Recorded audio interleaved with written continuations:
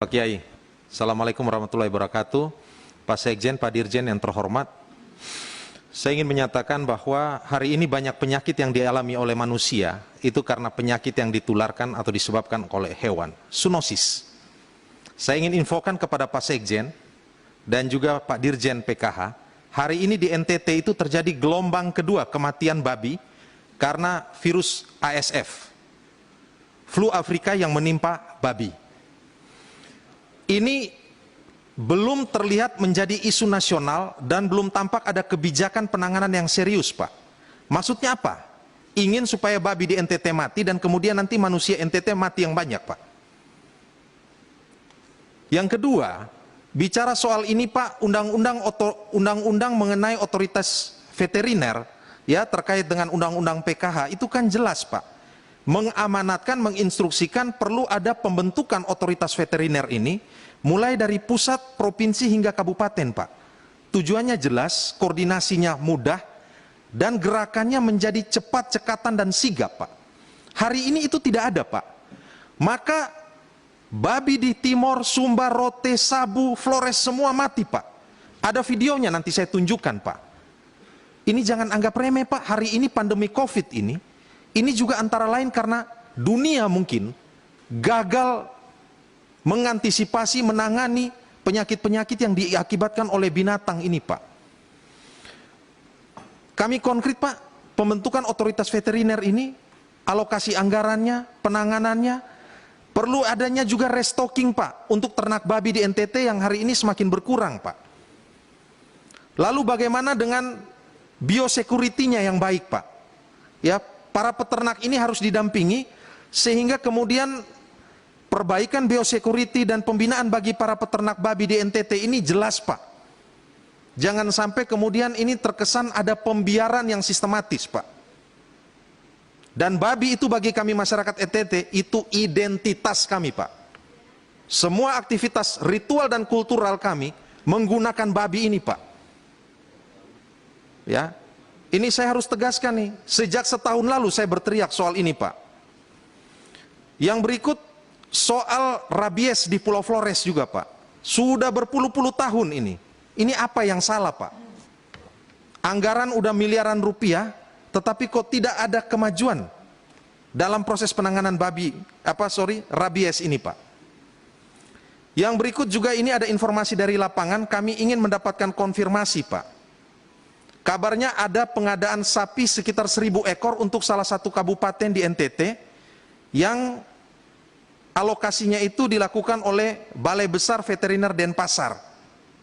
Pertanyaannya, ini sapinya ini didatangkan dari mana? Dari luar NTT atau memindahkan dari Kabupaten A ke Kabupaten B, Pak? Yang berikut informasi yang saya dapatkan, kabarnya sebenarnya kondisi lapangannya itu belum siap, Pak. Pakan hijau masih problem, lokasi penggembalaan juga, kandang, dan yang terpenting itu adalah stok pakan.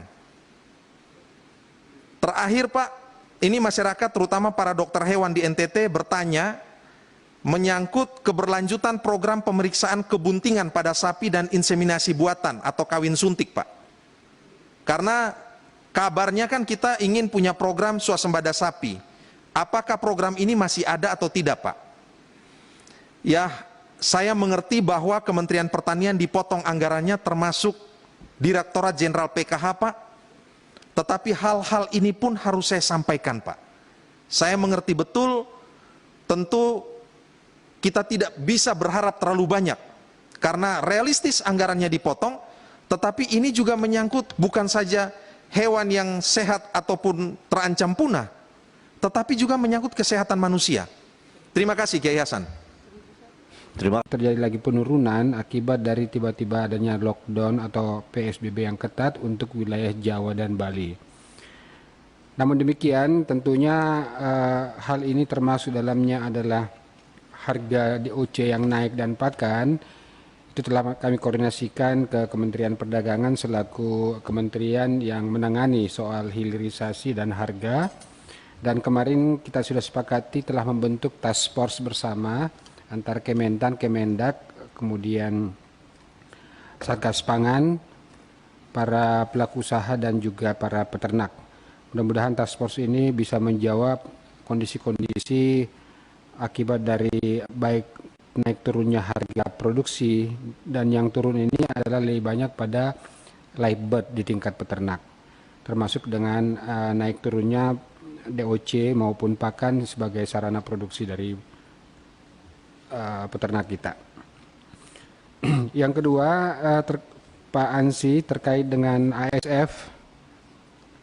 Jadi memang sampai hari ini vaksin dan obat ASF itu belum ada per hari ini, dan kami di Kementan bekerja sama dengan beberapa perguruan tinggi telah melakukan riset untuk paling tidak ada sebuah penangkal yang bisa dilakukan, dan alhamdulillah di Desember kemarin hasil uji coba untuk serum, jadi belum vaksin Pak, serum menunjukkan tanda-tanda bahwa babi-babi yang tidak terkena dengan menyuntikkan serum ke dalam babi tersebut itu sudah bisa tahan.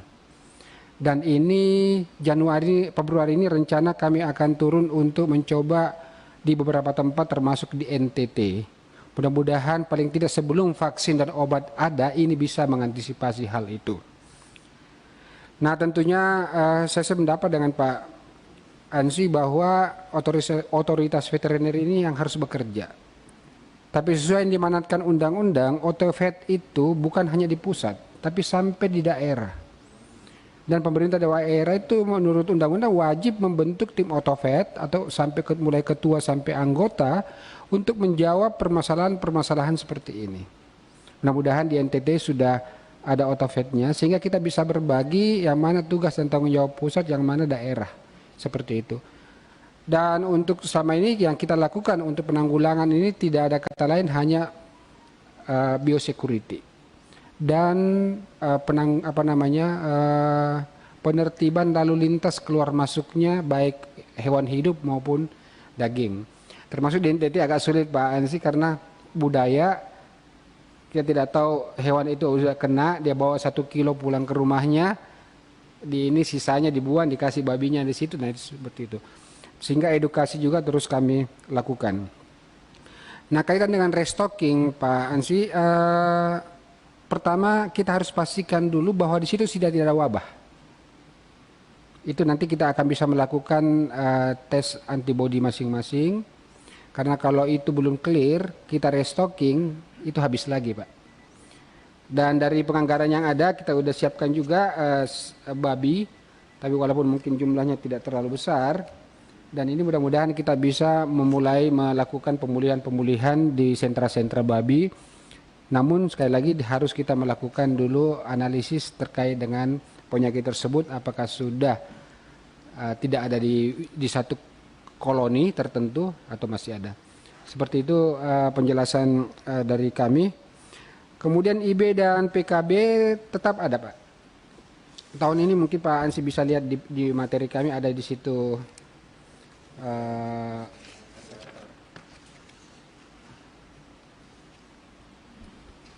operasional BOP di optimalisasi reproduksi di 34 provinsi.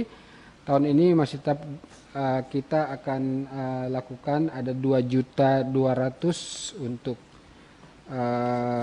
IB dan juga PKB. Jadi masih tetap ada Pak Ansi, tetap kita lanjutkan karena itu merupakan salah satu program yang bisa mengakselerasi buntingnya sapi sampai menjaga kelahirannya. Demikian Pak Ketua, Pak Wakil Ketua serta anggota yang kami hormati. Lanjut Pak. Saya ingin melanjutkan Pak Dirjen, nambah. Tadi belum dari awal dan akhir belum ada penjelasan tentang rencana 2021. Tadi kan banyak saran dan pendapat bagaimana pengadaan bibit sapi ini, kan itu kan. Ada perubahan yang mendasar. Sebagaimana 20 tahun yang lalu Indonesia pernah melakukan pembelian dari Australia sehingga ada IB dan seterusnya, itu lebih diinginkan oleh para peternak saat ini. Nah, ini perlu ada penegasan ya, bagaimana rencana Pak Dirjen terhadap pengadaan sapi itu. Yang kedua, domba. Ini penting, bagaimana mendorong masyarakat domba ini dari hulu ke hilir, mulai dari ternak kecil sampai pakan dan seterusnya, karena pasar luar negeri itu sangat memungkinkan. Saya pernah bunyi, selain pasar yang oleh luar negeri itu cukup menjanjikan, ada yang kedua, bagaimana jamaah haji Republik Indonesia yang setiap tahun itu membeli domba untuk kepentingan dam, itu beli dari milik kita, sehingga biaya haji nanti ini butuh ada koordinasi, ada sinkronisasi, bagaimana sekjen atau menteri langsung melakukan MOU dengan Menteri Agama sehingga ongkos haji itu sekaligus membeli domba dari Indonesia. Dua hal coba Pak Dirjen. Kasih, Pak. Sekaligus Pak Amsilena sudah, ini dua hal. Kasih, Pak. Yang pertama soal rencana penambahan populasi. Yang pertama kita akan membuat perencanaannya untuk lokasi kegiatan itu kita harapkan sudah berbentuk sebuah kawasan. Sehingga kita semua bisa melakukan evaluasi pengawasan yang lebih mudah dan terkendali. Yang kedua, memang dari hitung-hitungan kita ini masih memerlukan 1 sampai 2 juta ekor penambahan induk masuk ke dalam negara kita. Sehingga karena APBN kita mempunyai keterbatasan, maka kami mendorong untuk investasi di swasta. Per hari ini sudah ada 2 yang telah berkoordinasi dengan kami dan akan menindaklanjuti hal itu. Dan sapi-sapinya nanti itu akan dari luar untuk kita anukan. Dan kemarin ya saat ini ya, selain Australia, tapi karena adanya keterbatasan saat ini, maka opsi yang lain karena ini sifatnya B2B bisa saja dilakukan lebih awal, berasal dari Meksiko yang saat ini udah clear dari segi health protokolnya seperti itu. Untuk kambing domba tentunya kami sepakat dengan Pak Wakil Ketua. Sekarang seperti yang katakan tadi ada kawasan kita buat tidak terlalu banyak tapi besar. Sehingga kita mudah langsung menghitung berapa dan bila ini saatnya sudah siap dari segi produksi, saya yakin arahan Pak Wakil Ketua tadi tentang kerjasama dengan Kementerian Agama untuk dam itu saya kira bisa menjadi sebuah peluang yang besar untuk itu. Demikian Pak Ketua, terima kasih.